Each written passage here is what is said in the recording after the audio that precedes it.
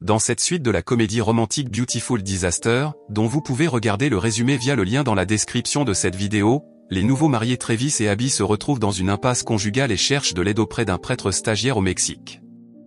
Alors que le divorce plane au-dessus de leur tête, le prêtre les encourage à identifier la source de leurs problèmes.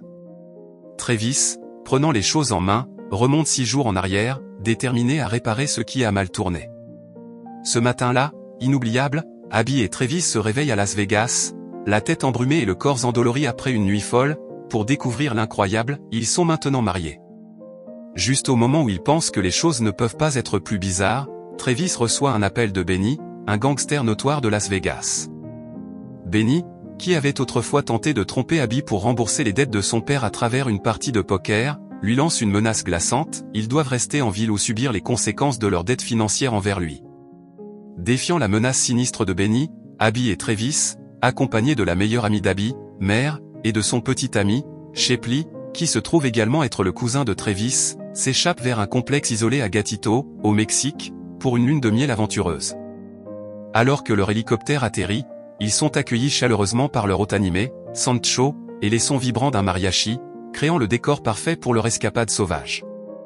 Pendant le dîner, Abby surprend Travis avec une liste détaillée de pour et de contre, pesant soigneusement s'ils devraient annuler leur mariage impulsif. Mais Travis, toujours le farceur, feint d'être malade pour pouvoir s'échapper avec Shepley pour regarder la finale de la NBA. Son plan semble parfait, jusqu'à ce qu'Abby les surprenne en flagrant délit, en plein match. Lorsqu'une panne de courant frappe le complexe, Abby avoue son rêve de toujours de vivre à Paris, suscitant des tensions inattendues avec Travis.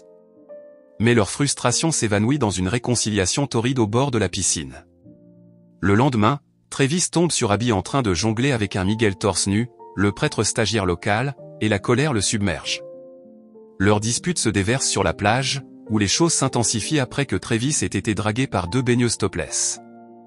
Abby, pour ne pas être en reste, enlève audacieusement le haut de son bikini, déclenchant une bagarre chaotique qui entraîne Travis dans un combat avec plusieurs baigneurs.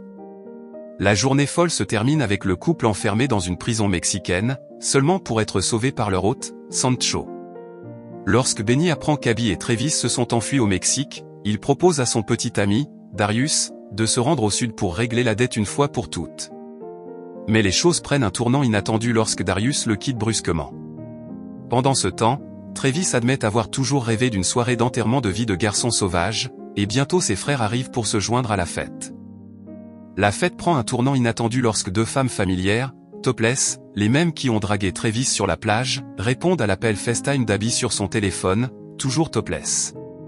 Nourrie par la jalousie, Abby ressent le besoin de planifier sa propre forme de vengeance.